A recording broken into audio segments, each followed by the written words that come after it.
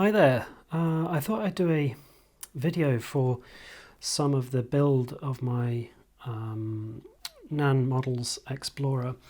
I'm just going to run through a few of the things that I've got ready for this model.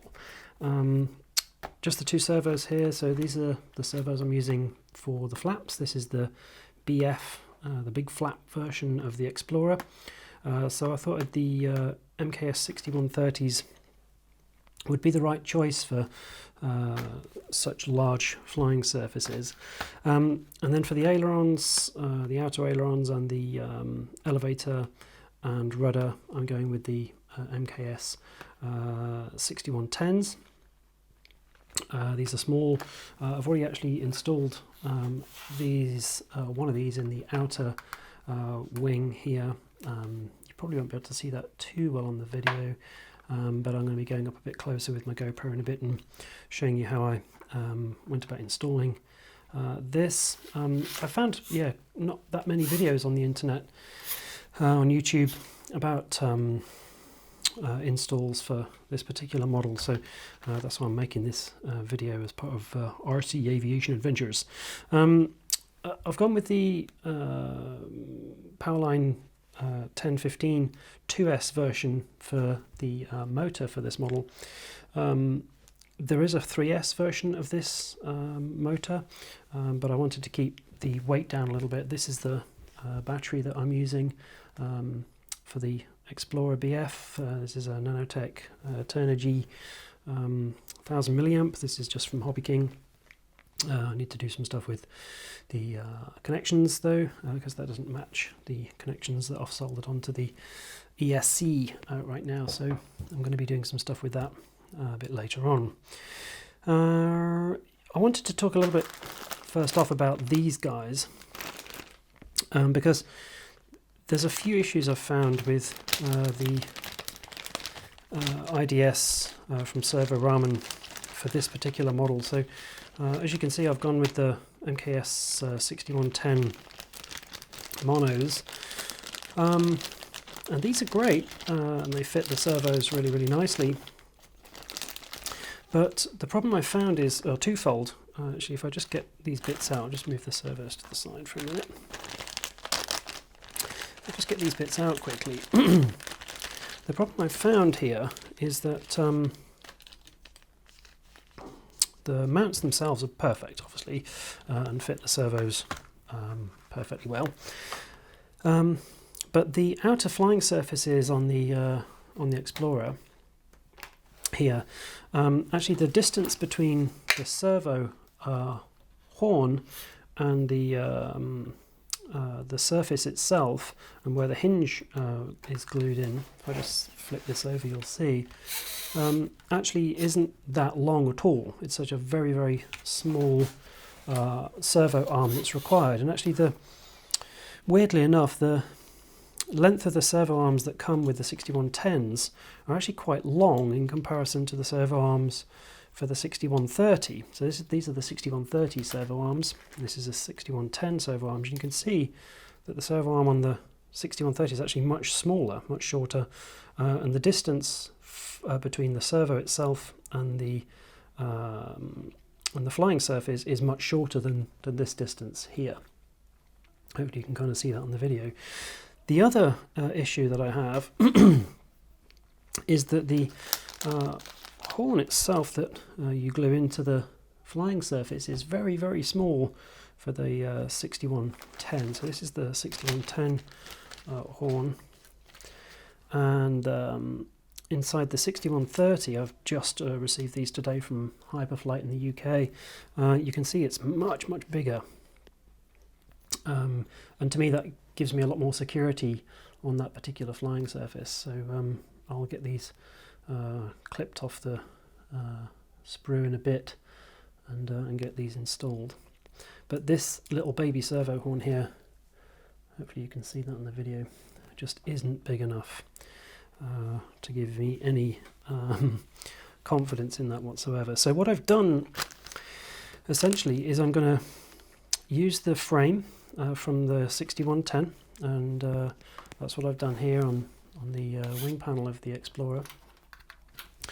but I'm going to use the arm and the horn from the 6130 kit. So what I've had to do here is order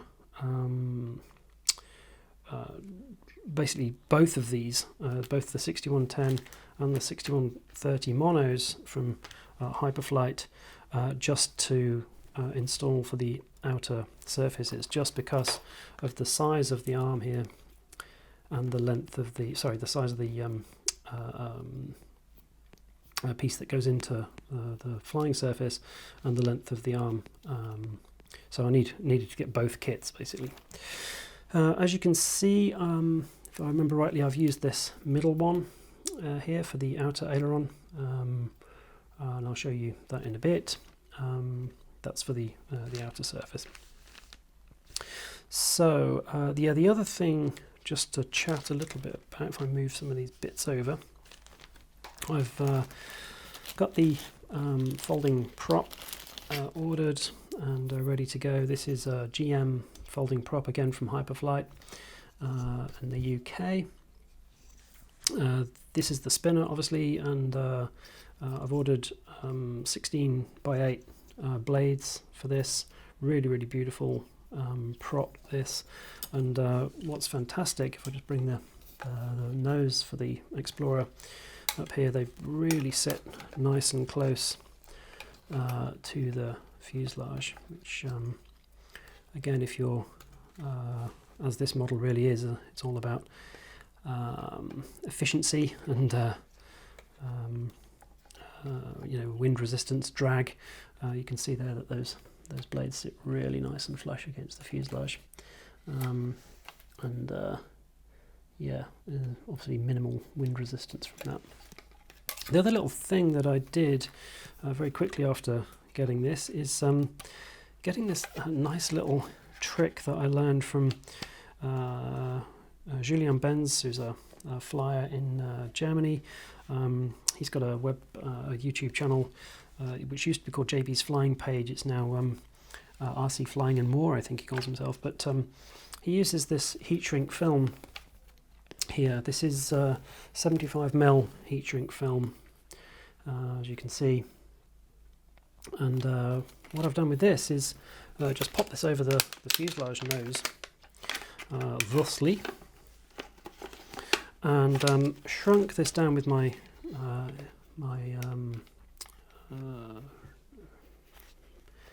blower there, the kind of shrinking gun, heat gun, and made this little kind of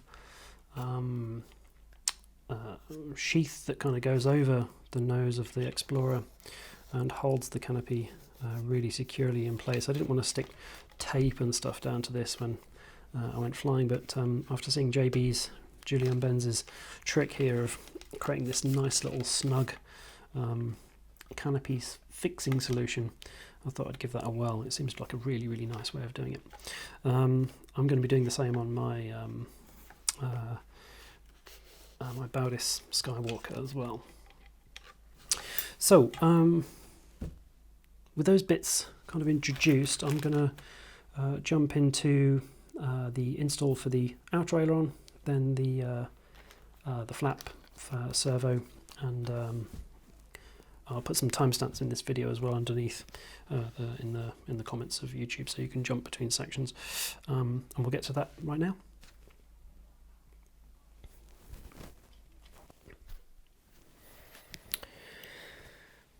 Okay, so we've got our wing. This is the left-hand wing panel in the outer. This is obviously completely worked on so far. I haven't done anything to it yet. So before we get on to that, I just wanted to quickly bring in the panel that I worked on yesterday, just to show you where we're heading to. I've got a GoPro here as well, so I might just bring this in quickly so you can get a bit of a closer view of this. So we've got, this is the left-hand wing panel, and you can see this is where we're kind of aiming towards. I'll try and keep it in focus as much as I can. But there's a few things I wanted just to point out really, I guess, about this before we crack on. So I'm just going to plug in the power. If I just bring the transmitter in and power up this. So I think the first thing to say really is that the length of the servo arm is kind of obviously important in terms of how much throw you get on this. Again, I might just bring the GoPro out of the way so we can get to the main camera here. Just to show you the throws I've got on the aileron on here. Difficult to see, but so you can see I've got plenty of throw there. I'm actually going to dial this back quite a bit when it comes to the final kind of build, but again, perhaps I'll bring the GoPro in just to show you kind of up close the movements here. So you can see that this arm provides kind of plenty of movement on the throw there, and again, I'm kind of happy on the throw. So a few things just to note about that. The material that I used, the material that is used on the Explorer is this. So this is, I'm looking in particular at this rear sheet here. So this is between the aileron and the servo bay. If I just take this panel out of the way here, so I'm just taking the kind of outer flap. If I just fold this down, you can see in the closer view from the GoPro, it's this material here at the back of the wing section. Obviously provides stiffness at the rear edge of the wing. This material is a sandwich of carbon, and I think what they might call Herex. So it's really easy to cut through, actually. So I've seen people drill through this in other videos, and you really don't need to. You can just use a modelling knife just to cut straight through this to get access to the rear of the aileron there. Okay, so yeah, that's really this. Let's say the material that's in here. I'm going to get a clearer view of it. As you're working on the wing, you just need to be really careful of the trailing edge here. This material is so thin on the Explorer. This is the standard version. I know there is a kind of strong version and a light version, but this is just the standard version. So it's a kind of good balance between the strength and the lightness, but you can see that flexes really easy, so you've got to be quite careful of that material at the back there. The other thing you need to be careful of, and I found this with the other wing, is this material here, the wiper. On other models you'll quite often find that's kind of made of quite a flexible plastic, but this material isn't like that. It's kind of quite brittle and kind of cracks really easily, so you need to be very careful of that material when you're working with it.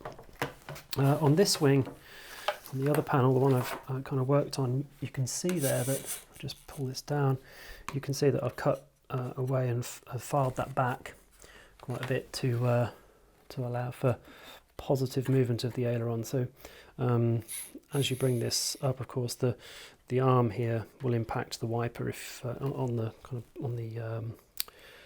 as the aileron kind of comes up. So you just need to watch that a little bit. But yeah, there's nothing much else to say. We'll get straight into the build here. So I'll just take this apart, get this other wing out of the way.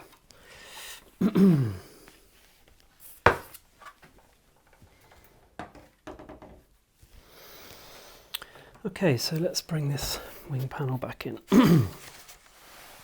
So from my introduction, if you remember, I talked about this idea that we need to use both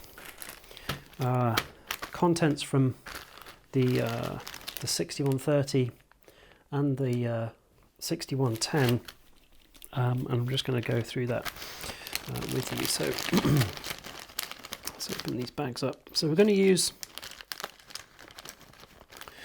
the middle-sized. Certainly, I found the middle-sized servo horn to be the best. That gives you kind of maximum, the throw you'd really need. Anything bigger, I think, is kind of overkill. Really, you don't need any more movement than what you'll get from this one. And I'm going to use some of the bits from here as well, notably the bearing. Bring out. And we also need the 2 screws to hold the servo into the frame.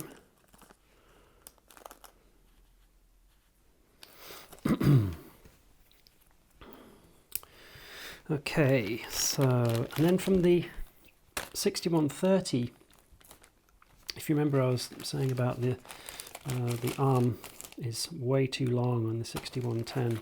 So from the 6130 collection, I'm actually going to use this small arm here, the shortest arm, and obviously the surface horns as well. But also with this, we're going to need to get the pins. So I need the short pin and the long pin. I don't need these guys. So I'm just going to get these sanded up and prepared, and we could start on that. So we can get those out of the way. Okay.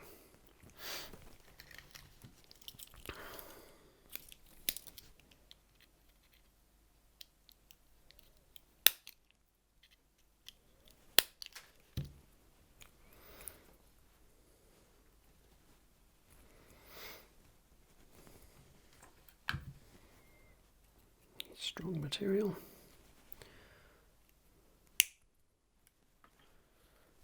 Okay.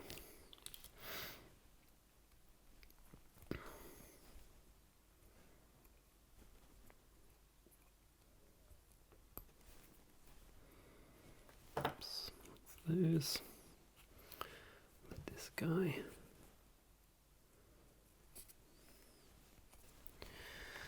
Okay.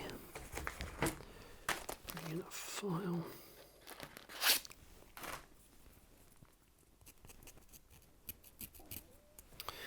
Actually, just use the old treble on these.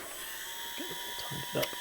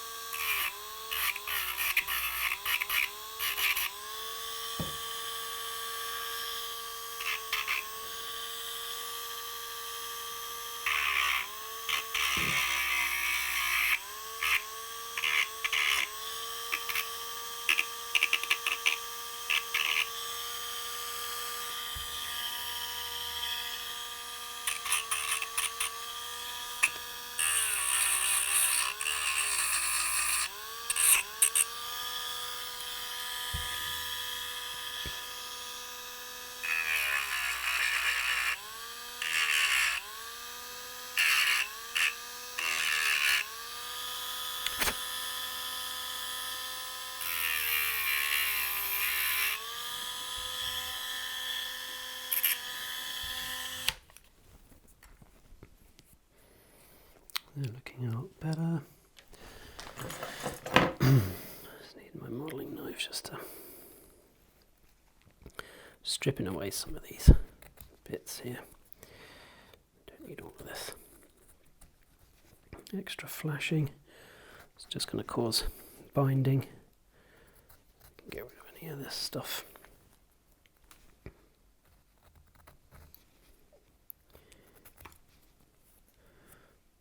Okay.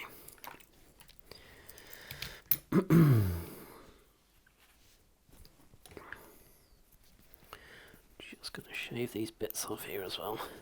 It's not really the end of the world, but just to tidy up the ends a little bit.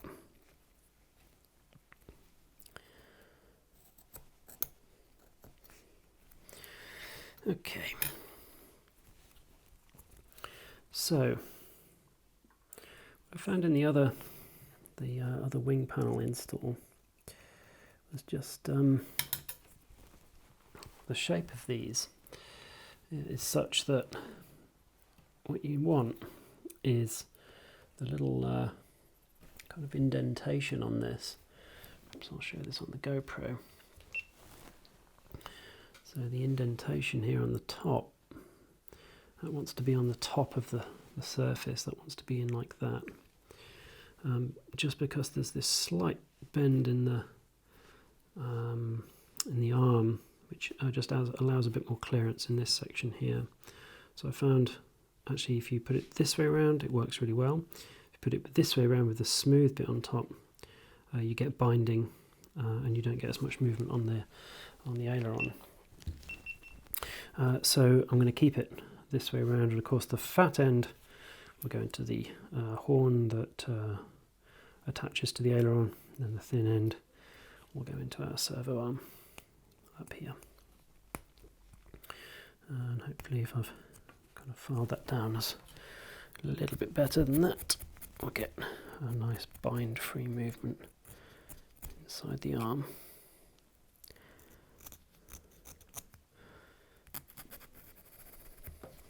Okay, how's that looking? Yeah, that's looking better. Okay, so open up our servo.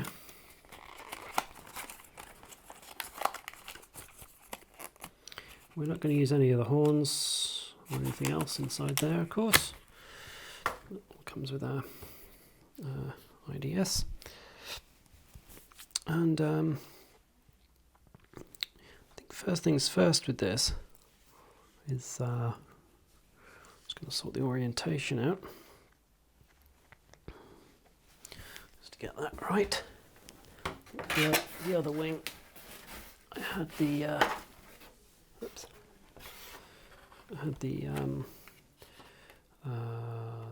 servo arm facing towards the outside of the wing, so I'm going to do the same for this one,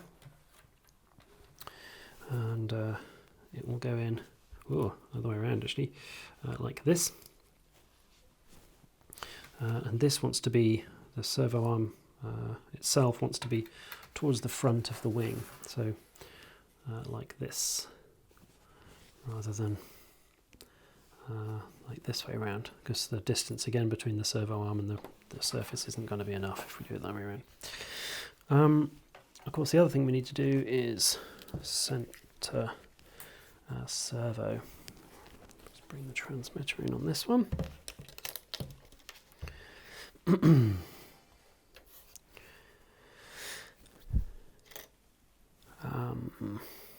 What I'm going to do here is just have a look at the model type, because that tells me which aileron we're dealing with here. And this is aileron AIL rather than AIL2, which is what we worked on yesterday. So I'm looking for servo monitor, and that's on channel 1. So I'm going to plug this straight to channel 1 on my receiver.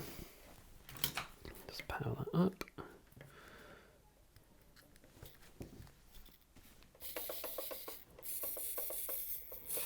Okay, so there's our servo centered. Pop our horn on now. find these servo Raman horns that just require a little bit of effort. Just get them seated properly. And yeah, that's not too bad. Perhaps go a bit more. Sorry, little servo. Pop our bearing on. It's quite stiff.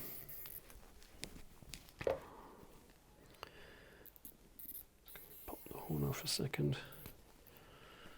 Just a bit of. Let's need my other pliers.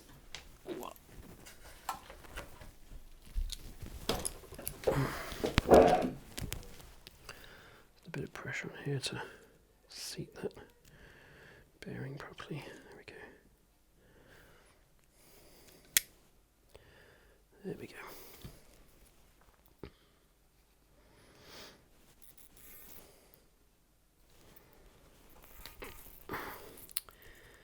How's that looking? Close, yeah. It's not too bad.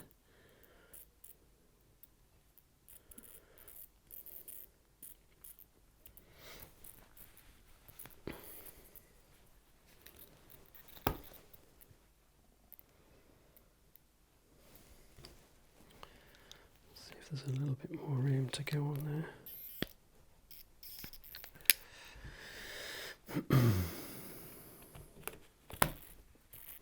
Okay, that's as close as we're going to get it, I think. Okay, so we can just check the movement.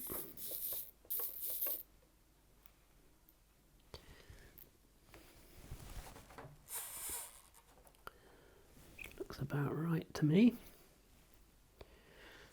So, pat that down. And I just need to grab a screwdriver.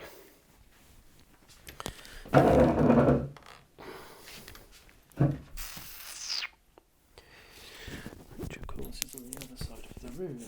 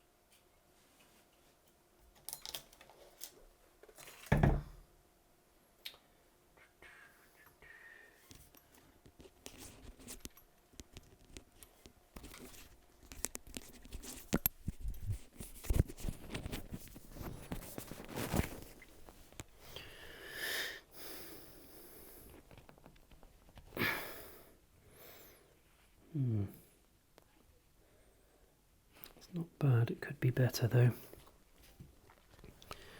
So let's pop these screws in.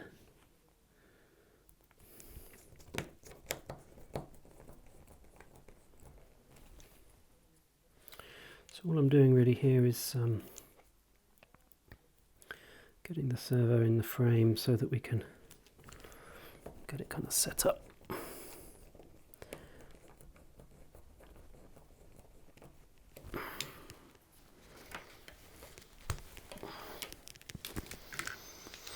Okay,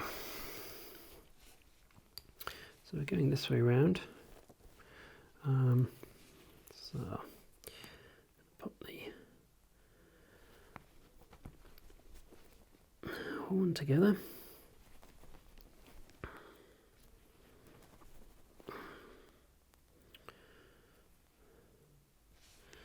Okie dokie.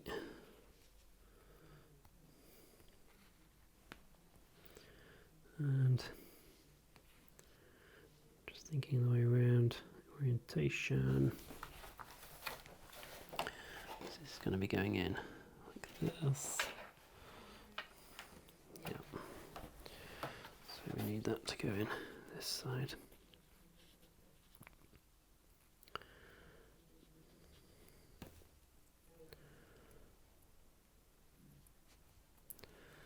Okay.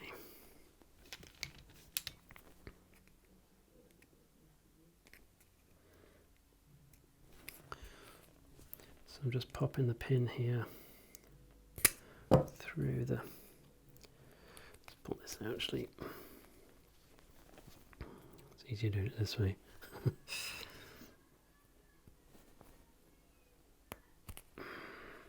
Lines itself up then.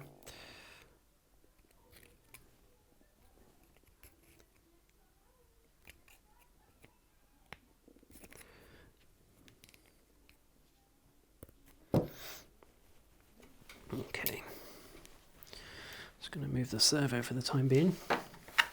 So this horn is going to be going, you can see that, but it's going to be going into this part of the aileron, and we need to make sure that we're making a hole in this material at the back of the wing here. So through there, again, if I just pop the GoPro on and capture that. So we're going to be going through the back of the wing, this part from the servo bay, and capturing that on the other side, just to make sure that we're getting the right location for this. So as I said, we don't need to drill through this material because it is fairly easy just to pop a hole in, and then you can cut through it. Just going to move that wing out of the way. You can cut through it and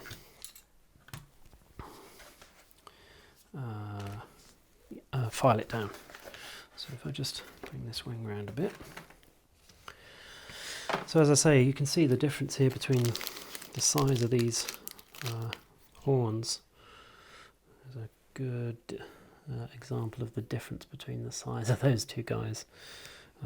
This just isn't going to give you enough to work with on a big flap like this, or a big aileron like this. So you're looking at almost twice the size, you know. So if anybody wants one of these, give me a shout. I've got a few spare. So what I'm going to do here is just bodge a little hole in the back of the servo bay, just so I can start cutting this out. Hopefully you can see this a little bit on my camera. I'll bring the GoPro around and record this as I do it from a different angle as well.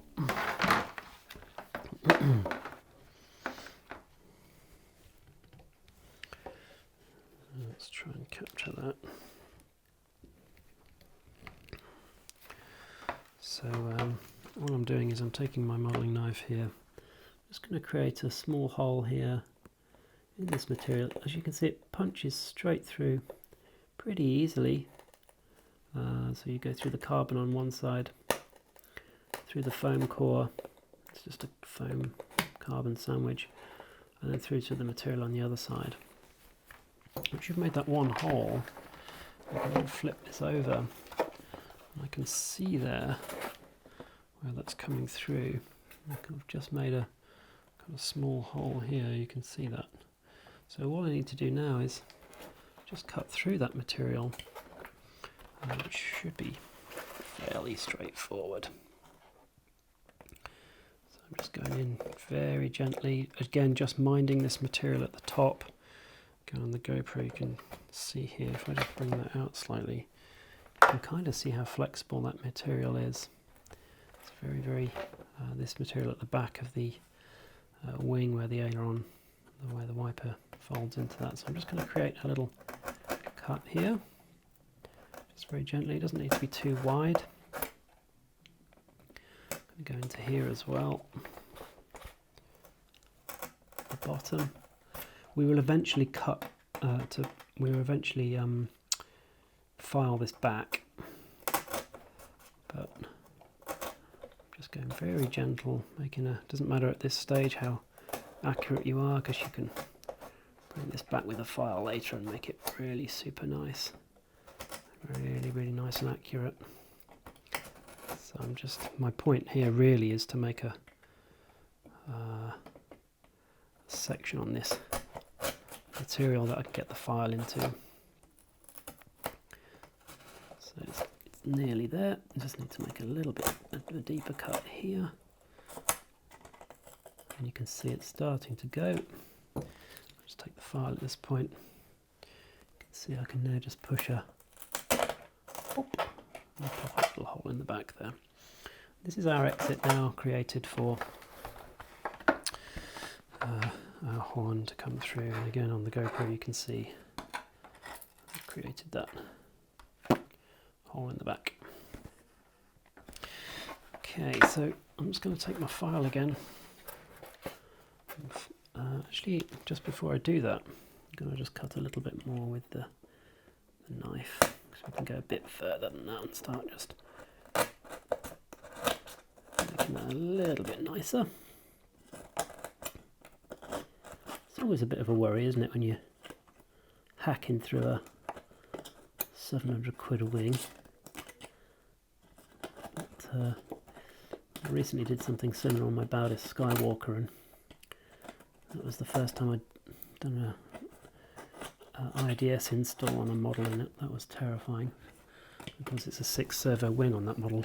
So that was by the time I'd done the 6th, I was getting rather good at installing IDSs. So I'm just using the modelling knife here to be a bit brute forcey, and now I'm just going to use the file to open this up a bit.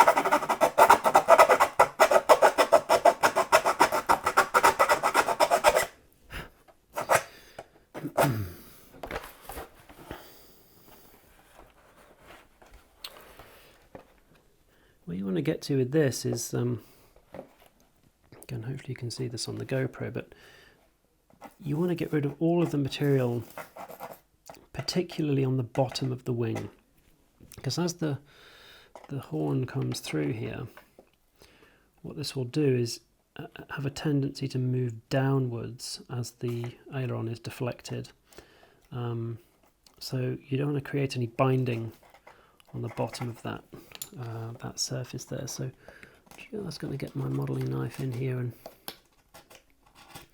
just strip some of that away.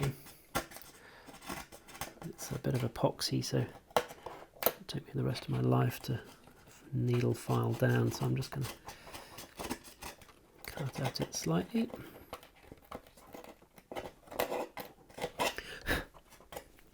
That's all good. A bit of filing.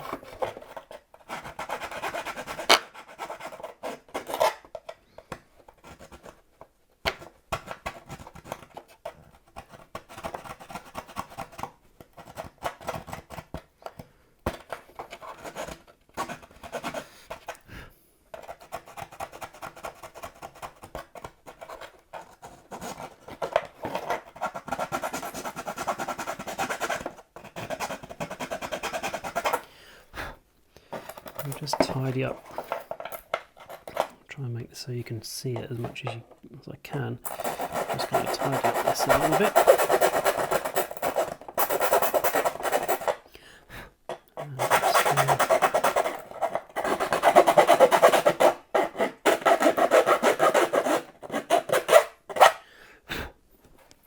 Okay, there we go. We've got a pretty decent exit hole there.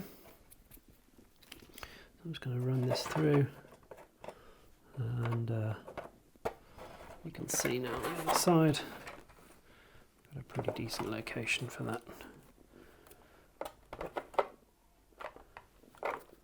guide.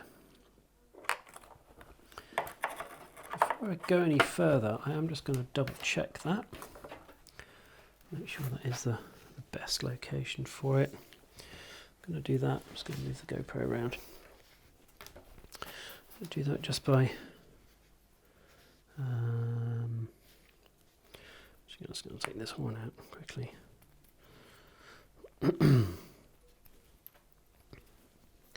So I just want to make sure this is absolutely the best location for it. Just, it's like working in kind of 3D. This, of course, you know, you've got to get the servo exactly in the right place so that you can get it in and out if you need to. And also in the right location for the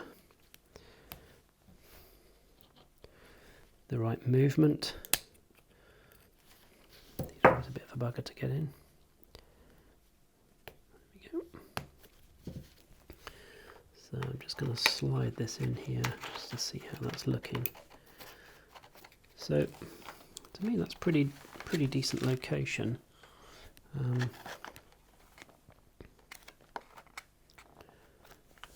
Again, just on the GoPro, you can see that kind of test is looking pretty good. What I'm going to do actually, because it doesn't give me much movement left and right there on the exit, I'm just going to make this slightly wider here, and I'm going to take some of this material out on this side just so I can move the servo a little bit more out towards the wing.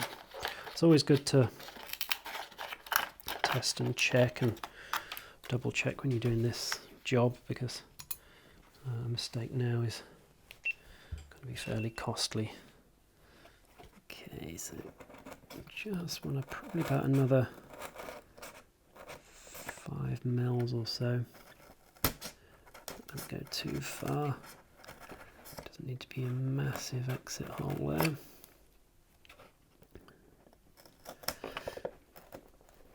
These living hinges, by the way, they're pretty sturdy.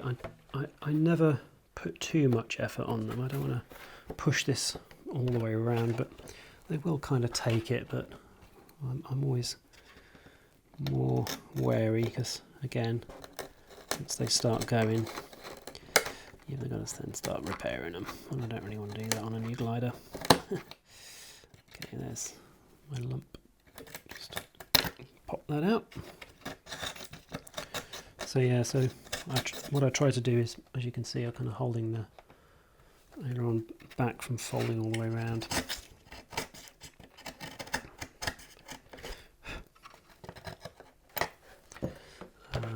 But you also want to fold it out of the way when you're filing, because you end up filing the wiper.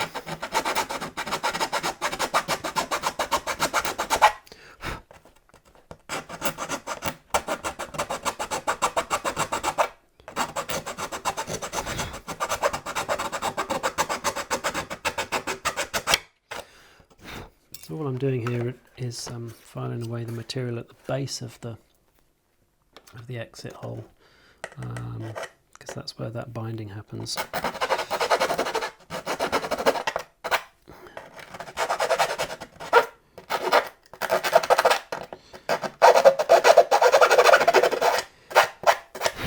Being very careful, of course, not to put any effort on the wing skins.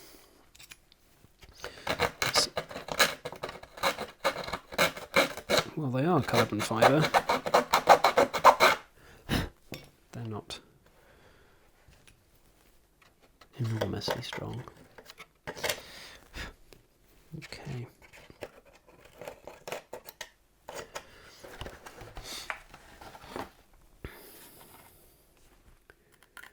Let's get rid of these bits of material.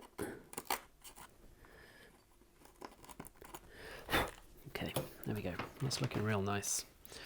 So you can see now I've taken, if I just bring the GoPro in, you can see I've taken the material right the way up to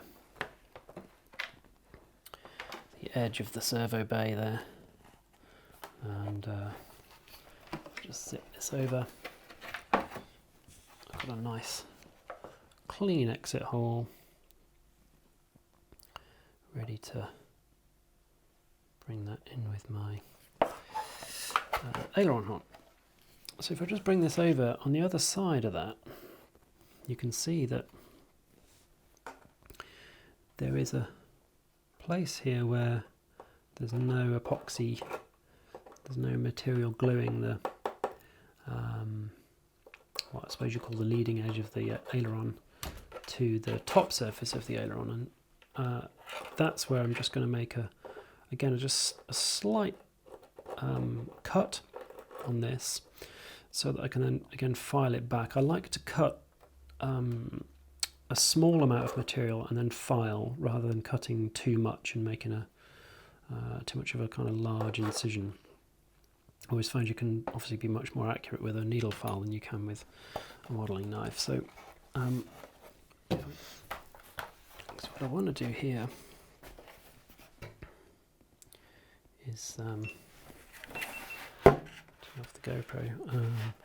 Is drop this servo arm down and try and just figure out where to make that cut. So yeah, that looks pretty decent. So I'm gonna make a cut which is yeah, towards the edge of that section of the aileron. So I'm going to make a cut just in here to accept that horn into the top of that. So let's have a crack at that. So I'll leave the GoPro running here, so you can kind of see it from that angle. Need to just move this round actually, so hopefully you can get a handle on that. So I'm going in here and making just a few cuts. Again, you've got to watch this material on the wiper, because I've noticed it's very, very brittle, which we'll get to in a bit. I think it's probably made out of epoxy or something like that. It's not like a wiper you'd find on other models potentially, so you've got to be very careful with that material. So I'm just pushing my modelling knife in here and making a cut through the carbon. Again, this is that material which is a carbon and foam kind of sandwich. Being careful here not to push my modelling knife through the wing skin, through the surface of the material. But I do want to make a cut through that. And again, I just want to make a cut through here. Being very gentle here. Just being aware my modelling knife is potentially going to impact the surface of the wing. Cutting through there. That was a good sound. That means I've made it through. I don't want to let this fall through if I can help it, because I don't want it rattling up and down the aileron for the rest of the model's life. So what I'm going to do is just use something to tweeze that out with. Probably this is the best option. There we go. I can ease that out. I'm just going to use a pair of pliers to ease this bit out. There we go. Let's just check and see if that horn fits. Yeah, that's not too bad. At the moment, it's not quite making its way any further down, which just indicates I need to cut a bit more material away from the bottom here. So the difficult bit's done. I just need to make this snout just slightly larger and slightly deeper.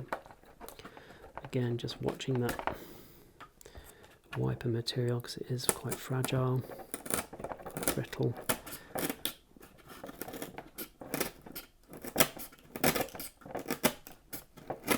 Alright, oh, that one's fallen through.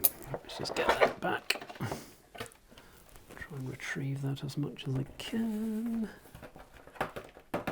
There we go. I hate the sound of lumps of carbon rattling around inside ailerons and flaps. Let's just pop a horn in there. That's looking pretty decent.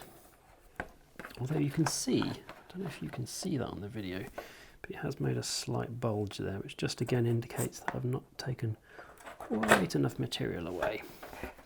So I'm just going to cut that back a little more. You don't have to be too accurate here because you can always fill this in with epoxy in a bit. So if you cut away a little bit too much, that's fine. But the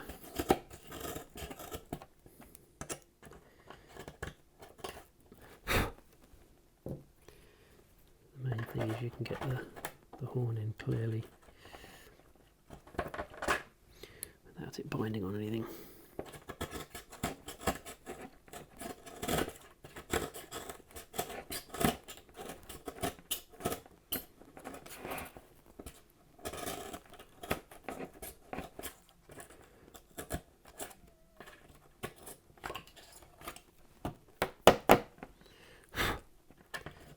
Just knocking any material forwards rather than allowing it to fall into the aileron, but I will just get some of this material out in a second as well. Okay, and get my file just to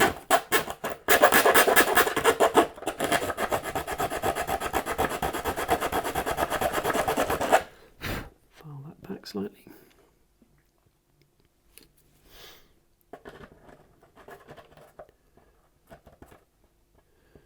Going in really easily now.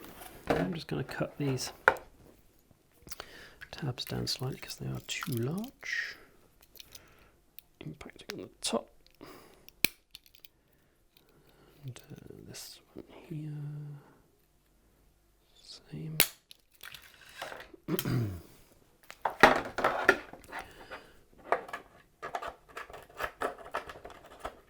That's looking pretty good.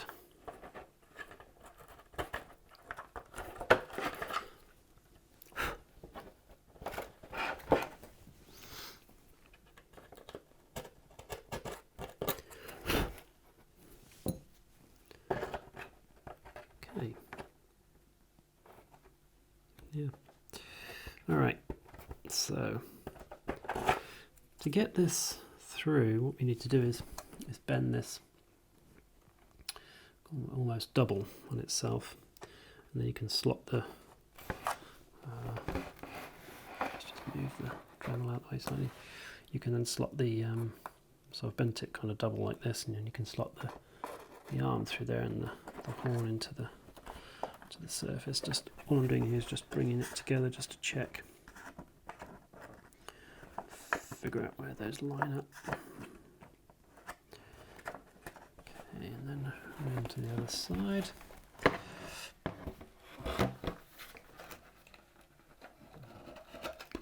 It's exiting the whole system around that location, which is okay. But I actually want this to be a bit further across, I think. Although, actually that would probably be fine. Let's just check that. I'll bring in this round.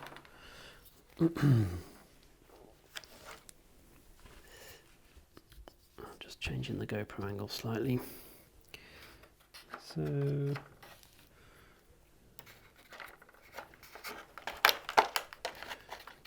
if I keep that horn there, that will mean my servo sits kind of around there, which, do you know what, I'm happy with that actually. That's going to do the job. That's going to be perfect.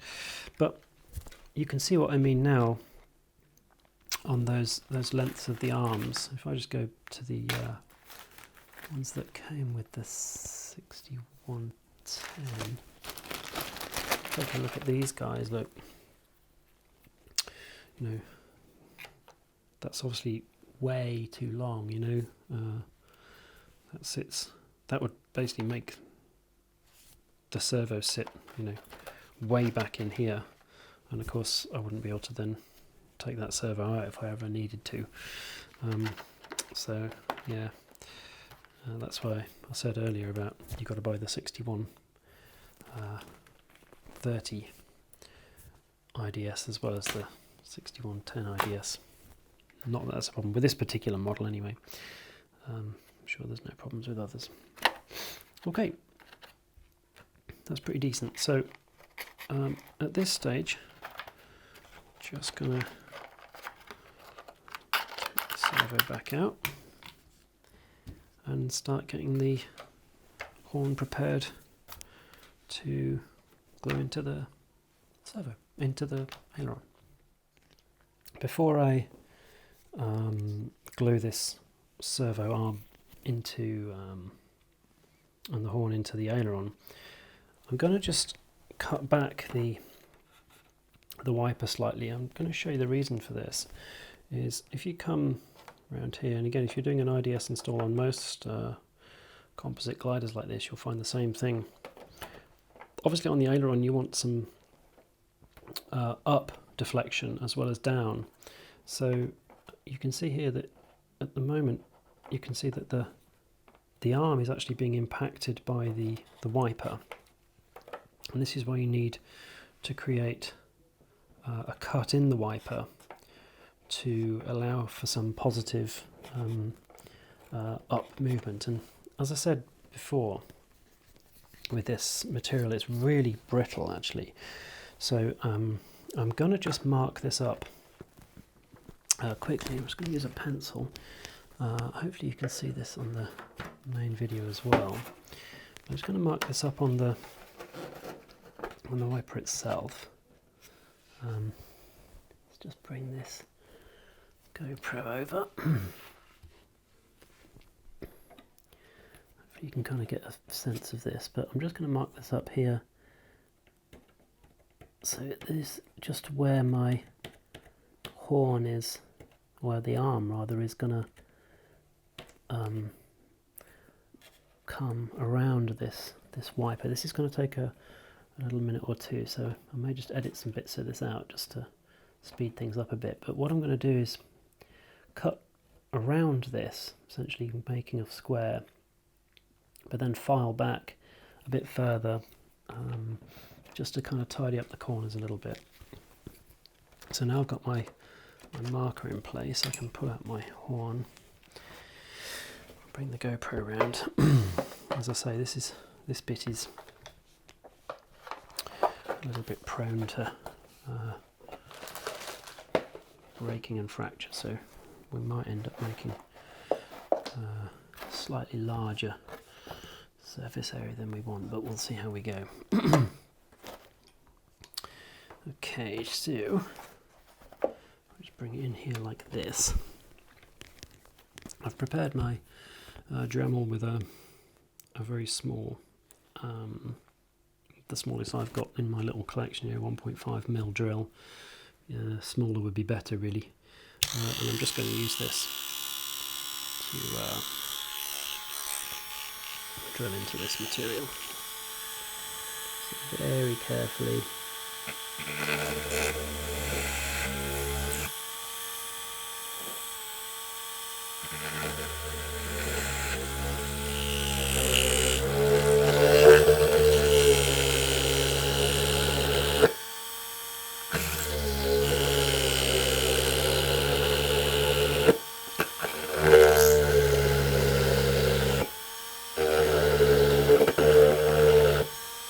This is where a steady hand definitely comes into play.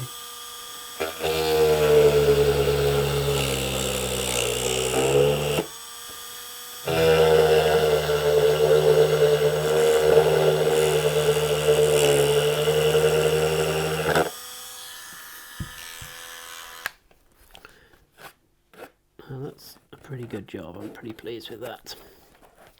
What we need to do, of course, though, is to take this back right the way to the edge of the aileron, because any bit of material left over this line here is going to cause positive actuation to bind. So I've created a bit of a thing here with some tape. I'm just going to move this back slightly, open the aileron a little bit. Oh. So again, flat file, and I'm just going to tidy these edges up a little bit. What you don't want to do though, is what I was about to do there, is to start putting loads of pressure on this, because this will just snap and break and create immediately a problem. So Just going to very gently just draw this through, again just minding I don't touch the top of the wing surface too much.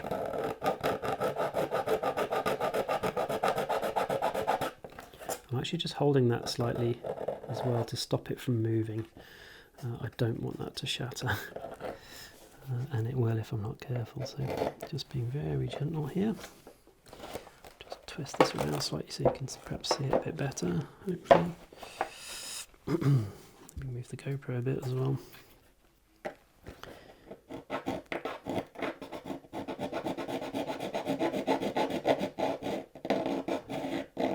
So where I'm putting pressure is actually where I'm going to draw back rather than going forward.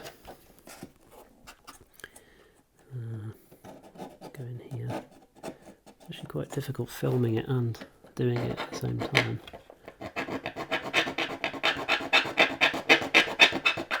That's for your benefit, not mine. Okay. That's looking pretty good. Now with this, again I can just draw back. That's where I'm getting to though, it's starting to look fairly tidy. I'm just going to get a round file. Collection here.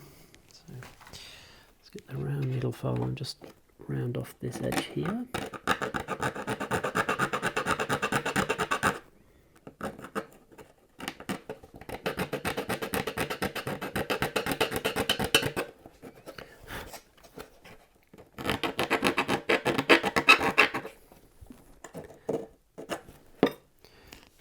Speed this up slightly with a modelling knife. Again, you can see this here. You can actually hear it cracking.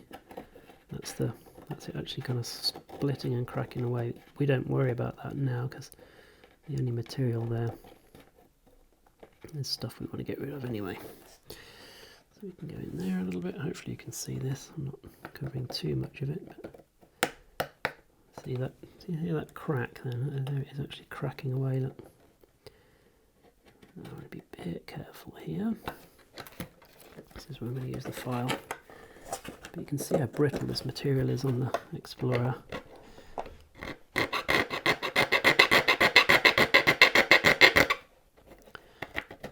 Again, it's not a criticism by any stretch. It's just that's what it is. But when I first did this on the other aileron, I was used to the Bowdis install, and that was as I think on most composite gliders like this is actually a piece of plastic which has got some flexibility in, but on the Explorer here it's just prone to snapping a little bit. Like I said, that's no criticism at all. This model is unbelievably beautifully built. It just is what it is. Okay, so yeah, I should say I'm just going inside slightly. Again, hopefully you can see this on the camera, but I've got to remove this white material here. Again, this is just protruding slightly. You almost definitely won't be able to see that on the video, but this is a little bump. And again, that's going to cause binding if I don't remove that, so I'm just going to keep on filing away there. In fact, we could use the modelling knife again a little bit to speed things up, and you'll see. Once we start seeing the black of the carbon showing through, that's where we need to stop, because that's we only need to remove this kind of white epoxy material. You can see that coming away real nice there.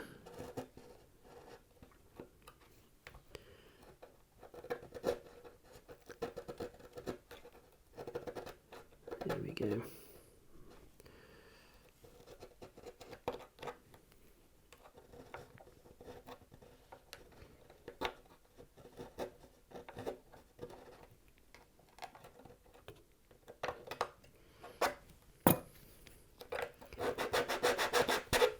Should be you'll just start seeing this on the camera probably, but again, you're starting to see the black of the carbon showing through there, and that's just indicating that we're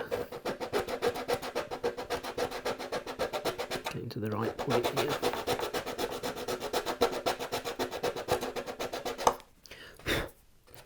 As I say, we're only doing this so we can create positive upward movement on the ailerons.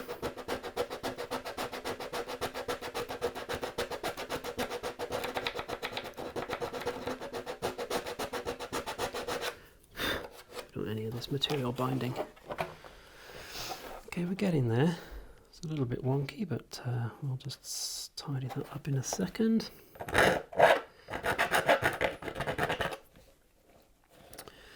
By doing this.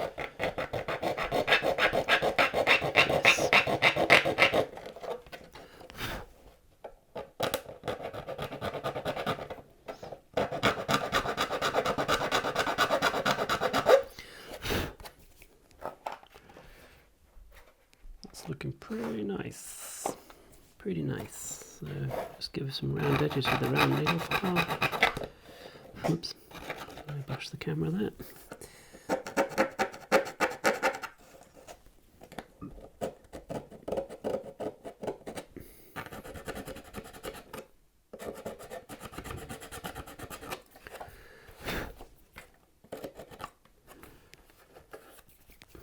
There we go. You can see our exit hole lining up with the cut in our wiper there. So I'll find my bits again. I'm just going to fold our horn back over, pop this through, offer it up to the aileron. You can now see that we've got a location where we can start hinging this guy. I'm going to take away my tape so that I'll just close the aileron.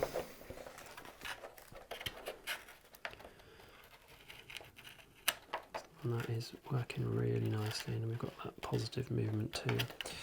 So, okay, if I just show you that from this angle,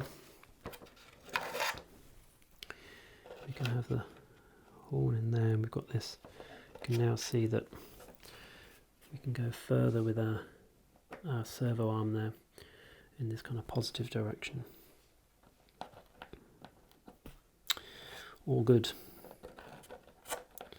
So what we need to do now is glue this guy in. So I've done a few dry runs to make sure my horn fits all nice into my newly crafted set of holes. I'm gonna mix up some epoxy with some microfibers. I bought these from Box Composites. You can see there, really great material for mixing with epoxy to give it a bit of strength, a bit more strength. Yeah, I use these little baggies to kind of apply this stuff into kind of smaller locations. So this is one I used yesterday to fit the outer ailerons. What you end up getting is a bag full of kind of dried epoxy. But if they're reusable, you can just turn them inside out, look, and you can pull all the dried epoxy away, and use it again next time. But basically, what you do with these bags is you create. These are just little, zip tied bags or whatever from the supermarket, and you just cut a little hole in the bag.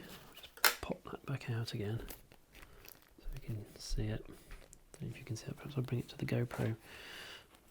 You can see if you can see it on the GoPro. But basically, this is the corner of a zip tie bag, and all I've done is snipped out the corner, and this makes us a little like a turkey bastery type thing that you can actually kind of squeeze, and you can get the glue out. and it's a nice little way of kind of creating a reusable glue dispenser. So I'm going to use 15-minute epoxy on this, only because I like a bit of working time. I find the 5-minute stuff is a bit stressy, so I always leave my bottles upside down for a few minutes before dispensing, so it actually comes out. So a bit too much, but that's okay. Have a bit too much than too little. So this is a epoxy of equal parts, and I'm just going to pop in a few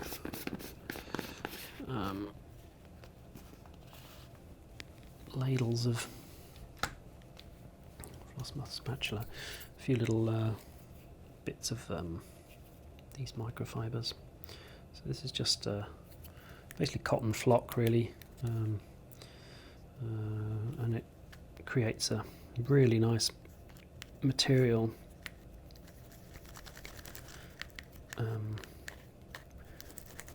that you can kind of then dispense into the aileron slot.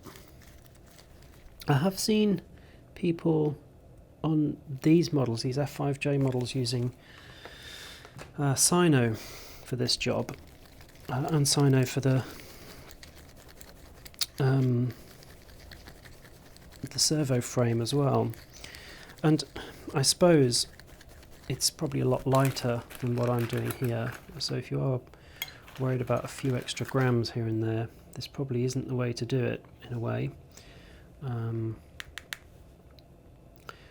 So yeah, a little bit of Sino probably is, in terms of super high-end competition flying, may be a better option. But again, the reason I think people use Sino is that it does tend to snap and release the horn rather than causing damage to the surfaces.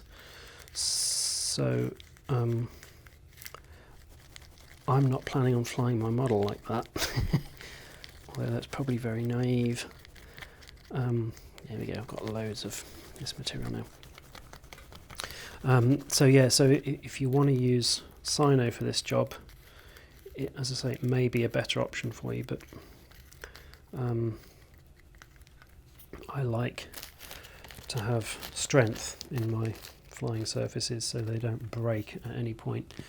And if by some chance I have a bad landing and break a still have like a flap deployed or something, and it strikes the ground or something like that, then it can cause damage to the flying surface. So all I'm doing now, by the way, is I'm just popping this material. So I'll bring this in front of the GoPro. This is epoxy mixed with, actually I should put the top on this as well in case it blows around, because it's very, very fibrous. What was I saying? Yeah, so I'm just going to pop this stuff in my bag so I can dispense it. So I'm just doing that slightly off camera. There's nothing really interesting to see when I'm doing this necessarily. I'll show you in a second. So I'm just sticking it in the little bespoke baggie here. And now what I've got is, if you fold it in half, is like a little dispenser that I can start squirting this into the hole with. It's just easier, I find, than having to kind of use a big spatula or something to get this in there. So probably this isn't showing very well on the GoPro, but if I just bring that down slightly, you can see there I'm kind of filling up this hole with epoxy. I'm going to leave a little bit spare because I want to go around some of these areas afterwards. The beauty with 15-minute epoxy is it's still fairly quick to set. It's a 15-minute working time. I find 30 minutes is a bit too much. 15 minutes is enough to kind of make all the necessary you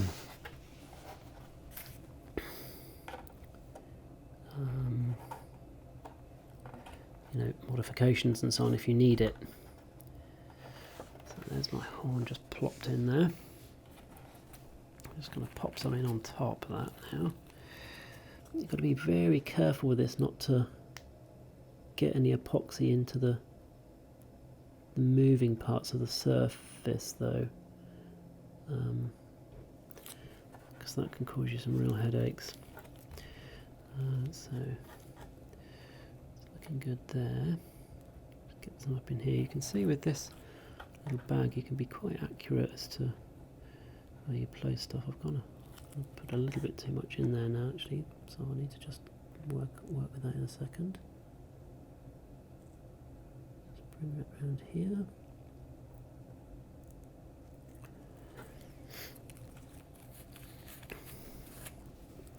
So I don't want this, of course, on the edge of my horn there, so I'm just going to move this away from here. There we go. Just get that all the way around the control horn.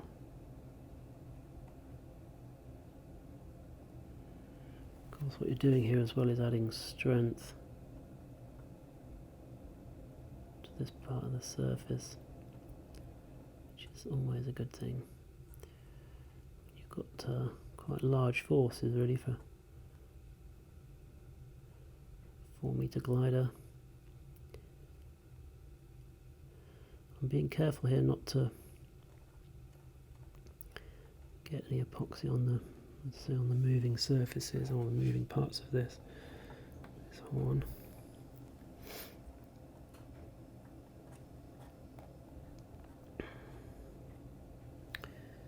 But, we'll see how that goes.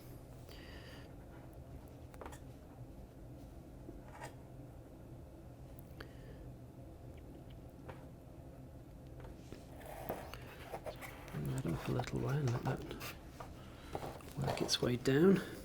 Just bringing in the GoPro a little bit just to show you the final servo or horn.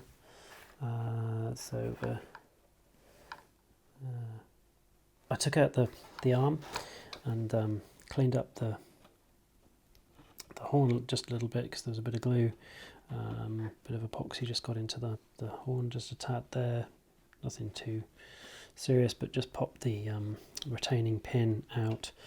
The way I pop those out, the easiest way of doing it is quite often just to use one of the other pins and place it in the holes of the horn there, and just use a pair of needle nose pliers to kind of plier it in, and it just pushes out the other side if you find them a little bit stiff or whatever. But that's popped out, as you can see. If I just whiz this back round, bring the GoPro back in, there's plenty of movement in there. If I just bring this round, plenty of movement in there, and no binding on really even very harsh. If I wanted to use this as another flap, which I'm definitely not going to, because I think the flaps on this are big enough as it is, I can do that. But if I just whiz this over, I can just move the GoPro onto the bottom. You can see now, again, I'll bring the GoPro in here. You can see I've got nice clean movement in both positive and negative directions, ready for my servo to install. I'm just going to quickly check that now. So at this point where I can lift up that arm, drop it in there. You see that okay on the video. Just bring this round slightly. The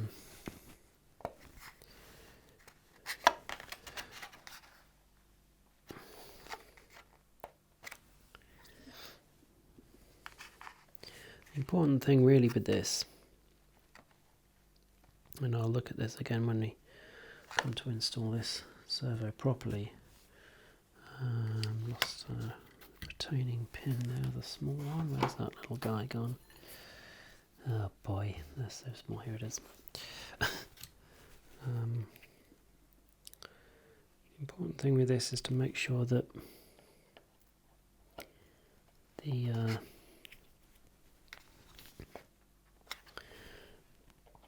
the servo is able to actuate properly, but also that the center point, which I'm just lining the wingtip aileron up, it's going to be about there, which looks really great to me.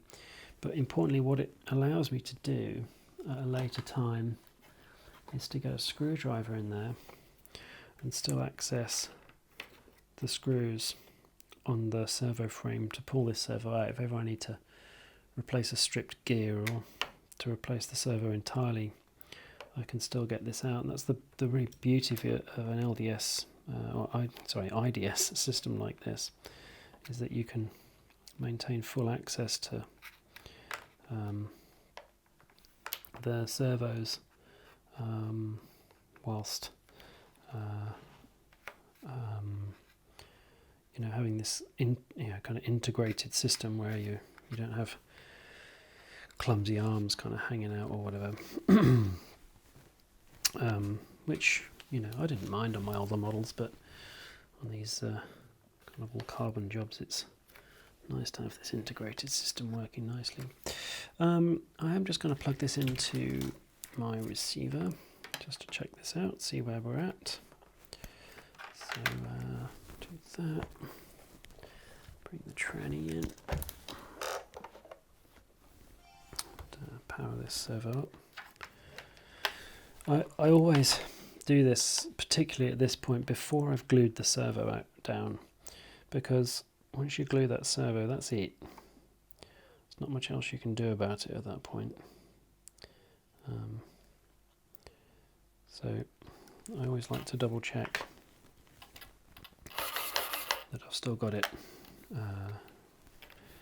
zeroed properly, and that actually, now that my horn is glued into this control surface, or the surface here, that I can actually now start moving this around to make sure that this arm isn't too long or isn't too short, nothing's going to bind nastily. So at this point I would always do a dry run, figure out where the center of the control surface throw is, like there for example, hold down my servo and just give that surface a move. So there we go, we've got really nice movement, nice and clean all the way through. We've got way too much movement, which is great at this stage. There's nice positive and negative throws, and what I'll obviously do when this is all installed and ready to go is then I'll dial these surface throws back to something a little more sane. I mean, that's moving, I don't know, probably almost 10 centimeters, 45 degrees negative, and something like 30 degrees, 20 degrees, all the way to its positive location. So I know I've got plenty of movement on there. This is an opportunity where I would, and this is what I did on the other surface, by the way, this is where I bring in my other servo horns. So I've got in the servo Ramen 1, 2, 3, 4, 5, 6 options of different throws. I found this one to be about right. It's not too long, so I don't want a servo horn which is so long that it protrudes from the bottom of the surface here. This will be entirely integrated, so even if its middle point here, where it's at its deepest, that is still not going to protrude above or even below, in this case, the wing's surface, which is awesome. But it does also mean I've got plenty of control throw as well. If I found that I didn't have enough control throw at this stage, what I might do is just choose another horn size, the next level up, for example, to see if that gets me closer to where I want to be. But as I did that trial and error on the other aileron, I don't need to do it here because I'm just going to use the same servo horn as I did on the other one. So yeah, holding that servo in place and centralising the control surface, which again is about there. It does give me plenty of down and plenty of up, more up than I'll need, which is exactly where we want to be at this stage. So that's looking pretty good to me.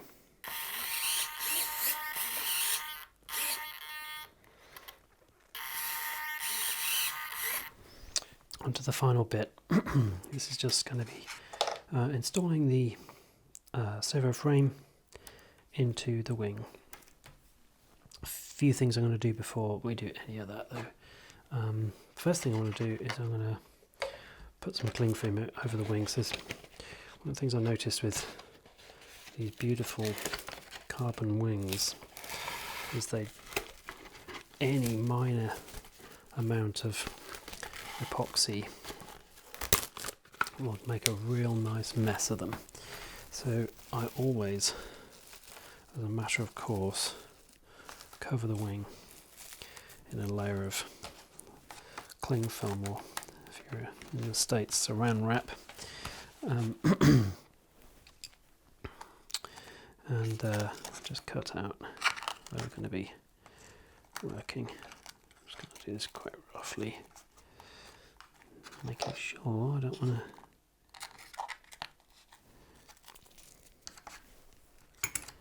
capture any of that stuff, and I am just going to stick down the edges with some decent masking tape, just to be doubly on the safe side.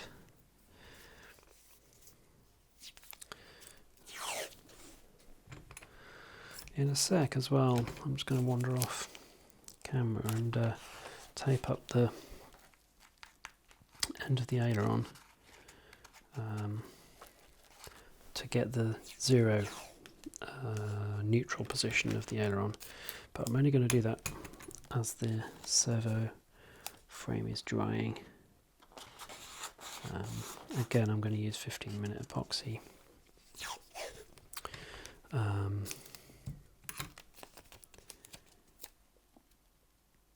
So that I've got a bit of working time.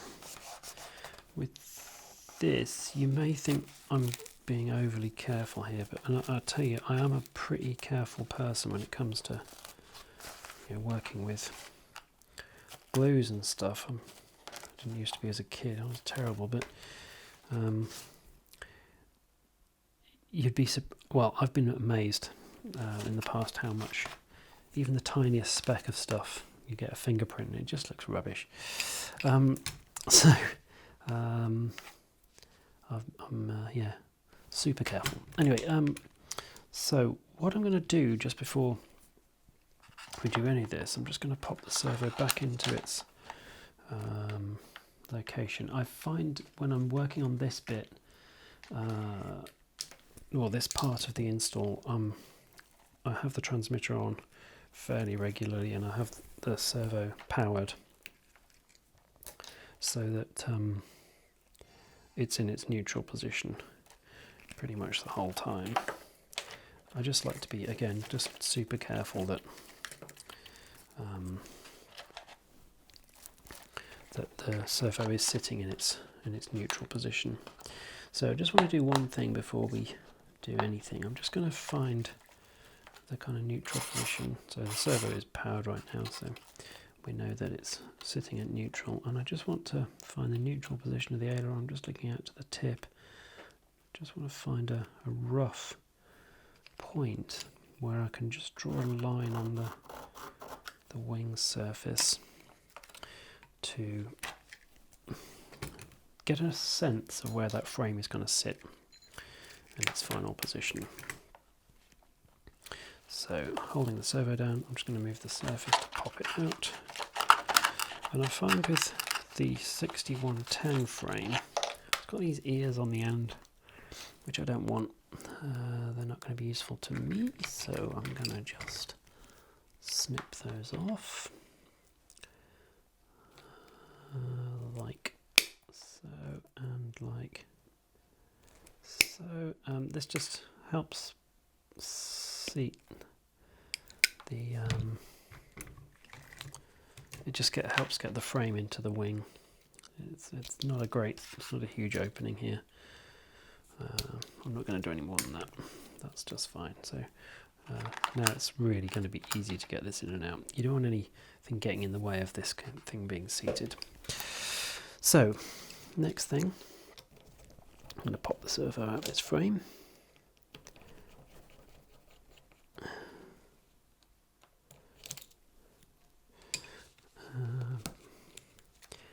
Thusly, I'm just going to get a little sanding disc just to roughen up this frame slightly. I want a nice solid bond between the frame and the wing.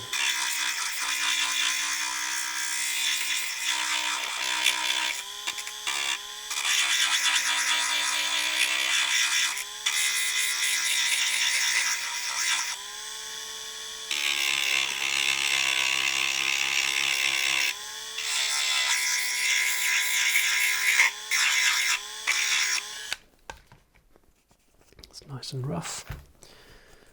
If you really want to make a solid, you can just score it a little bit with your modelling knife as well, and being careful not to score your fingers at the same time. I don't normally bother with this. It's normally pretty good enough as it is, but absolutely you want to make sure it's as rough as it can be, and you can do a bit of that. Just going to find a little bit of sandpaper. What have we got kicking around? Yep. I've got any sandpaper to hand, but I do have a couple of these little sanding discs. So I'm just going to use one of these guys. This is fine. Just to roughen this up a little bit. That's why I drew this line in particular, so that the location is there to rough that up a little bit.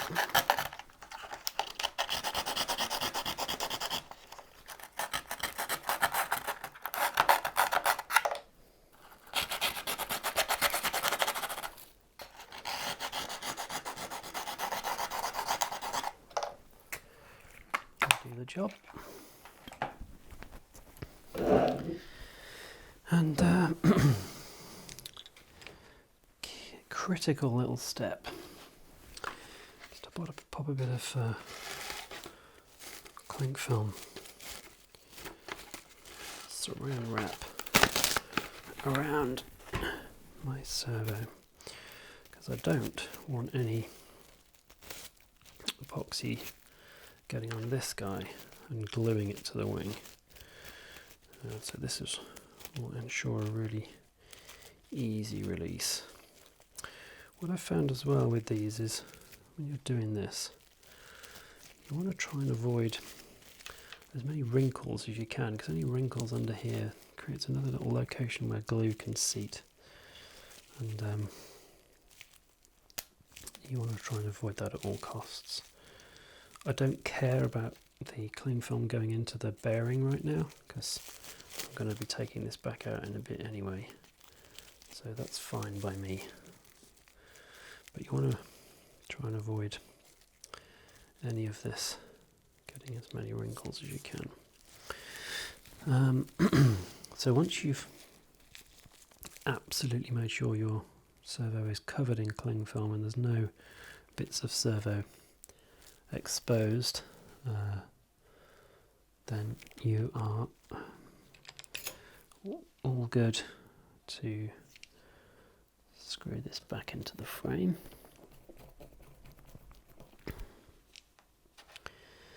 I'm going to go quite sparingly at first with the glue. And then perhaps a bit later on I might then go a little bit more well with it, but I'm just going to make a little cut here so that I can get the arm of the surface onto the servo horn here. But again, importantly, still leaving a clear, amount of cling film saran wrap on the servo horn, because that can also get glued to the wing if you're not careful, and that's bad. You don't want that to happen. So I've got my radio here, I've got my receiver, I'm ready to kind of turn those on when I need to, because what I do want to do is power this servo so that I know it's sitting at 0. You don't want this to be moving at all, because where this finally sits, that'll be it. That'll be game over. If you glue this in the wrong place, if your radio's not on and you knock this servo arm, like there for example, you're screwed, and you'll have to take this out, well, good luck with that, because again, this wing skin is very thin. I wouldn't like to be trying to manipulate something out that's been epoxied to a wing skin. I don't think that would be a good thing to do. It wouldn't go well, I'm sure. So I'm going to make doubly, triply sure that this is powered pretty much all the way through this part of the installation, so that I know it's sitting at 0. Once we get the glue mixed, we've got 15 minutes to seat this properly and absolutely make sure it's aligned. The important thing, I guess, with this, just looking from the kind of GoPro view here, is that it has to sit. It can't be sitting at an angle to the horn, or to the arm rather, because of course that would bind. So you want to have it seated perpendicular, at 90 degrees, properly 90 degrees to the arm. It also wants to, of course, be seated in the right place, in the kind of vertical as well as horizontal. So it needs to be sat in exactly the right spot as the glue dries. So to do that, what we're going to do is, once we get the glue mixed up, we're going to pop this straight in really quickly. We're going to get the servo arm attached to the servo horn as quickly as I can, and we're just going to manipulate the control surface, or the flying surface, up and down a little bit, just to get a kind of nice midpoint. And then we're just going to hold this very gently, because I don't want to put too much pressure on this. I don't want to create a bulge on the wing skin, on the top surface. If we push too much pressure on here as it's drying, it's going to create a bulge, and that would look rubbish. We're lucky with the 6110 servos. If you're watching this and you're installing any other kind of servo in a different servo frame, if I just show you the 6130 frame, what's difficult about these is, you can see, if I just go to the GoPro, you can see that there's holes that go right the way through where you mount the servos. That's a bit of a problem, because you get glue going up into those holes, and if you then screw the mounting screw into that, it pushes the epoxy through that and pushes out the other side again, and creates a little bump on the wing skin. The 6110 frame isn't susceptible to that, because it doesn't have those screw holes going all the way through. You can see the screw ends at the frame, which is brilliant. So I really like this design. I wish the 6130s were the same, because it does have that tendency. What you do with these, once you've installed them and glued them and pulled the screw out, even though you think it should be fine, you take the screw out and take the saran wrap cling film off or whatever, and then screw it back in. It should be all the same. It's not. It always creates a little bit extra. I think epoxy expands slightly as it dries, and so you get this tendency to push the epoxy down when you screw the screw back in. So that's definitely a problem. But but these don't suffer from the same thing, which is great. Like I said, what I do with these after taking the servo back out is actually take the screw that you screwed the servo frame in with, clip off the end a little bit, click, and also at the same time take something like a needle file and go into the screw hole and take all of the material out that's in there, again being careful not to puncture the wing skin or deform it in any way. I find like a flat-headed screwdriver, little screwdriver, is nice to put in and kind of scrape out that way. It works really, really nicely. Anyway, we don't have to worry about that with the 6110 frame. We do need to worry about that later with the flaps though, and I'll show you that a bit later on. So let's get some glue mixed up in the same way that we did earlier. I'm also going to create a little baggie. Here's our baggie from earlier that's dried. I'm going to pull this out. Again, you can just grab this on the other end. They don't always last, you can't always reuse them, but most of the time you can. Yeah, that one's done the same, so a bit of epoxy shaped bag. So again, I'm just going to invert that. Push the end out if I can.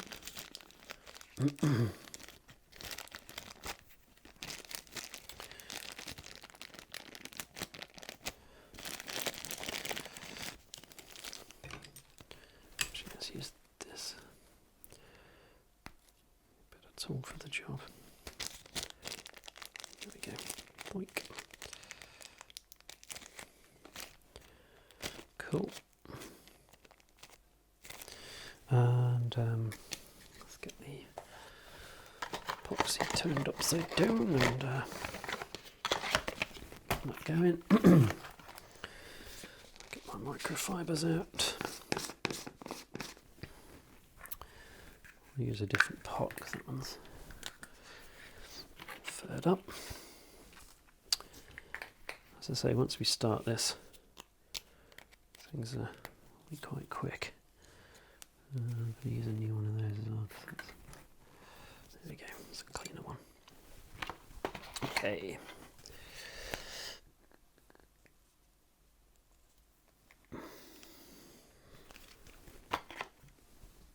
A bit more than that.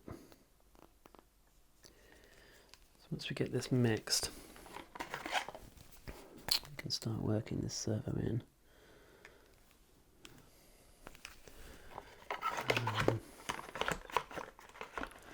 I find the microfibers, some people mix this before putting the fibres in, but I actually find that the microfibers help it mix. It's just a good way of making a really nice, well mixed epoxy. How's that looking? Is that enough fibres, I wonder? Yeah, well, maybe a bit more.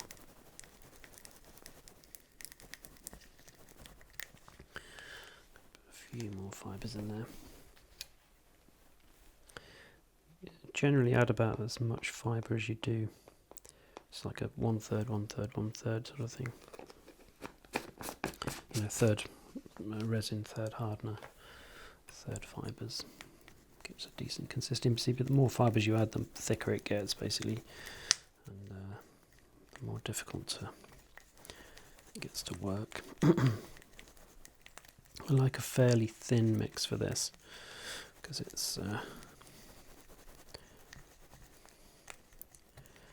gives you a nice consistency to work with. Okay, do a little baggy trick. What I do with this, I just put a piece of tape on the bag and then just stick it to the edge of the table like this.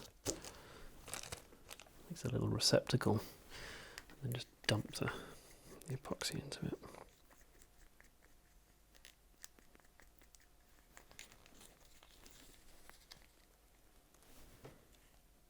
I actually have another hole in this bag, so this probably isn't going to go very well, just realised.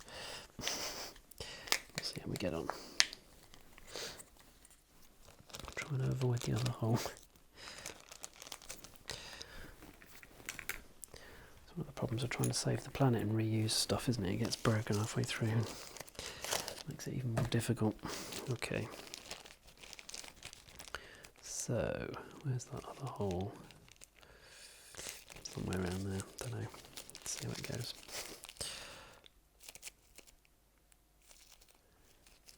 Yeah, there we go. There it is. Okay. So I'm just going to pop a bit of this stuff on all the way around. Like I said, I don't want to be too liberal with this because I don't want it just going all over the place and causing me more headaches than I need. Keep it fairly minimal at this stage. That'll do actually. Just going to take my little metal tool here just to spread this out a touch. See what I'm doing, hopefully. The camera. Just going all the way around. That'll do. Okay, so that full of glue, this is the place where you end up getting glue all over the wing. Unless it's covered in cling film. So I did that thing earlier, didn't I, where I showed you moving the servo away from its 0 point. So I'm just going to plug all this back in, take my radio on, power up the receiver, that will jump to its 0 point. And I do just want to get the arm seated. This is why I like 15-minute epoxy, because I've now got about 10 minutes or so to get this all fixed up. Hopefully this will go in smooth. Oh yeah. So at this stage, hopefully again you can see maybe on the GoPro image better than the main camera image, I don't know, but there's now epoxy all the way around this. But if I just move the surface around, I'm just spreading that around just a little bit. I don't want a huge amount of thick epoxy sticking around all over the place.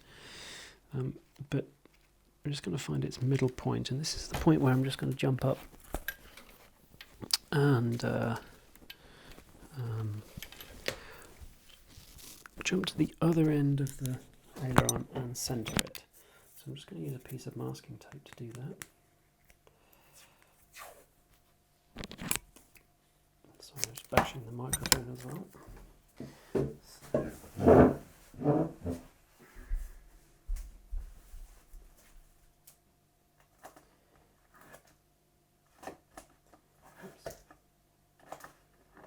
So what I'm doing here, I'm just masking the centre location of the aileron. So if I just jump into the GoPro here, you can see that wingtip absolutely is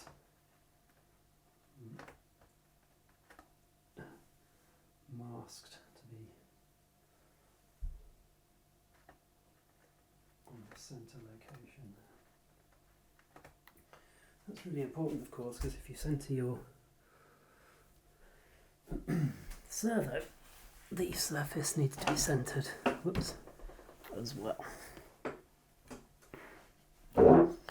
Okay, so what I'm going to do here, just get the mic back plugged into myself. I'm just going to gently apply a little bit of pressure. Whoops. Bit of pressure to the aileron servo.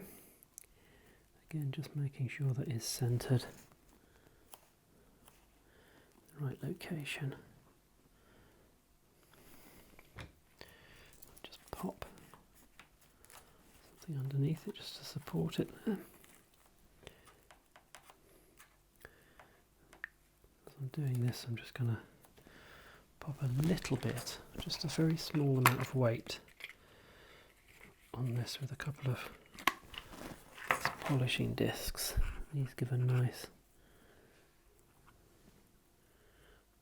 nice contact point.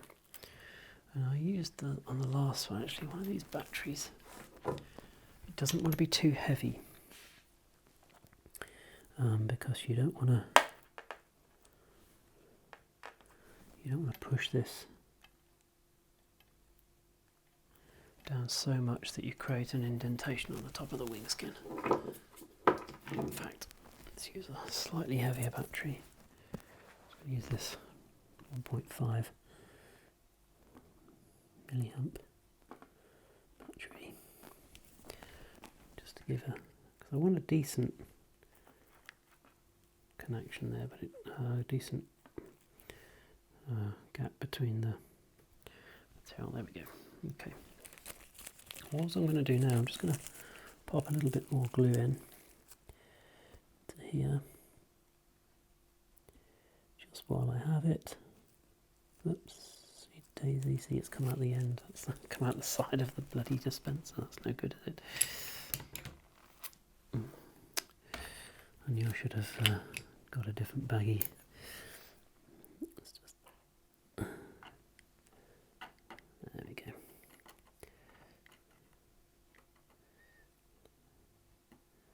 Don't use your baggies too much. Maybe one or two goes. I think I've used that 3 or 4 times now and it's clearly too much. Okay, so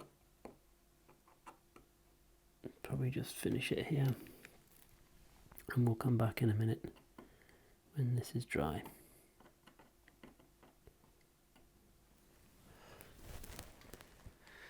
Okay, it's been about 20 minutes or so since mixing the glue.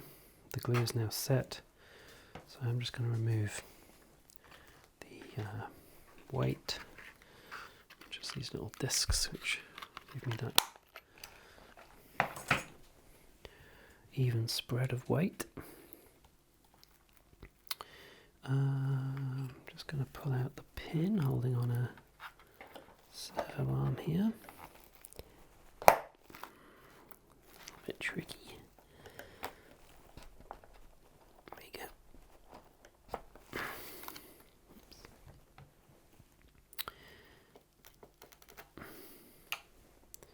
So just need something to get underneath there. I'm just holding the servo in just because it's still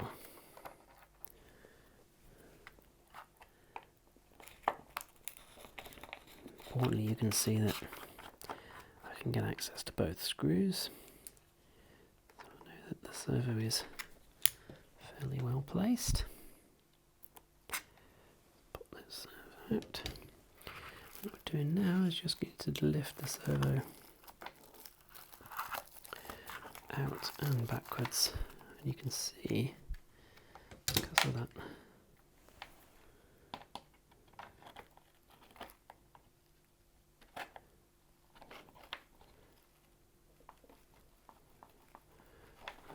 cling film that was in there. It is free, it's just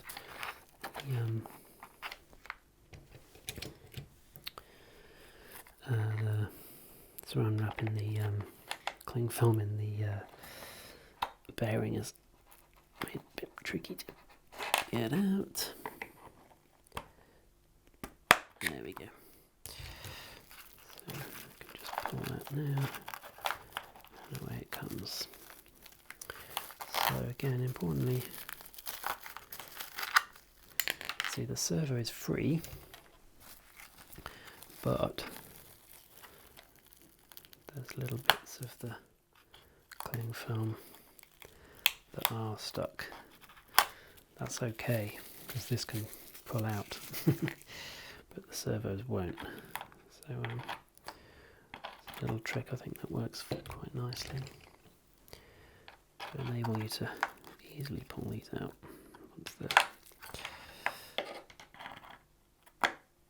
once they're glued up. So hopefully you can see that on the GoPro. I'll just move the GoPro around a little bit. You can see inside there. what I'm going to do here, I'll just, now that the servo's out, the frame's absolutely in the right place, and I'll just go around it and then leave it to dry overnight, and then that'll be ready for final servo install, gluing down, and that's the job pretty much done. Okay, so we're on to the following day. I've left this overnight to firm up. All I'm going to do just quickly, just for the sake of completeness really more than anything, is to install the servo back into the frame and just test the throw and everything, and just show you the final bits. If I just bring the GoPro in quickly, you can see here what I did just in close-up really. So you can see that I've kind of added a little bit more epoxy and cotton flock in here, and I've just gone around the back of the servo tray as well, or the frame rather, and just tidied up a few of these bits here. I might just polish some of these up actually, just let's see how the servo fits in, but I might just shave that little bit off there because it's a bit ungainly. But yeah, let's get on with that and see how we get on. So let's put the servo in first. I'm going to leave the cling film on just for the time being. Yeah, you see the servo sits in there really nice actually. So I don't think I'm going to bother doing anything more to it in terms of sanding. I don't think I need to. It's all sitting in really nice. So I'm just going to take the screws that came with the IDS from Servo Ramen. Let's pop those in.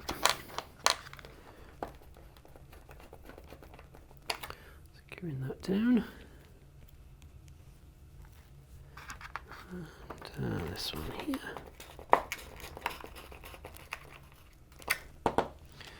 Lovely. I'm just going to grab my long nose pliers. Wow. And pop in the pin that holds the arm into the servo horn. Let's get that centered. As I say, it's not going to be. It's just for completeness, really. This last bit of the video. All the work here is done, but you might want to just see the throws I've got on the servo. That's all good. Let's finally take all this away, leaving a nice clean surface, importantly. Because this is the servo all the way on the left hand wing, this is servo number 1, I'm just going to go zip this through and take off the tape that I put on the wing tip. So this is just holding the, if you remember we held the flying surface at its 0 position. I just used that tape to do so, so I'm just taking that off here so that the surface will move now. And let's power this up, start up the transmitter, bring in my flight battery. By the way, this isn't the one I'm going to use. This is just another battery I've got kicking around. I'm just using to power this right now. Okay, so let's do some quick tests on this just to see how it's looking. It's movement. You can probably see if I just hold this up to the camera. You can see we've got plenty of movement there up and down. Way too much, in fact, which is fine. So I'm just going to flip this over and bring the other side to my view, because whenever you do this, there'll always be a slight movement in the surface. So I don't know if you can see that there, but there's the deflection is slightly up on the control surface. Perhaps I'll just bring in the GoPro here. So I've just brought the GoPro in here, and I'm just going to show the movement on the surface. But of course what I need to do is just trim this up. I'm just going to use the sub trim on my transmitter just to trim that up so that it's absolutely perfect. We're going to the aileron channel. So getting really close detail there.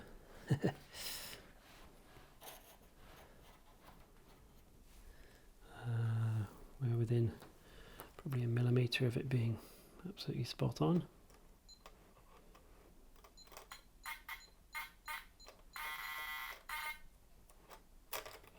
Oops. Slightly over, slightly under. So something like there.